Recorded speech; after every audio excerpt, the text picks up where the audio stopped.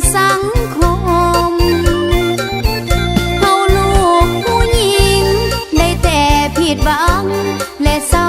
ละทมย้อนผัวไปลงคาลมแล่นนำสังคมบ่ดี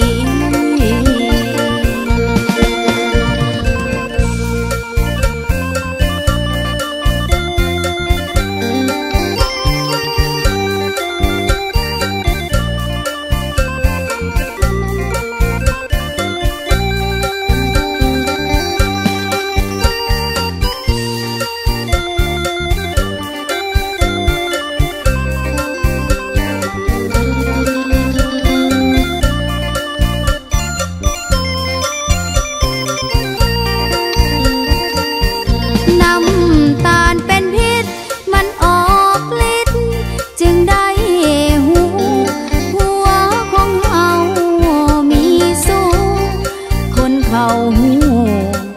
แล้วนะมันเจ็บดวงใจเหมือนเอาไม้มาเสียบตาเบาถึงความห่างยาฟังเสียงคนสาวุ่นวายติดสังคมใหม่ป้าลูกเมียไปลืมลาลืมศีลธรรมที่ถือมาย้อนผัวเป็นบ้านำสังคม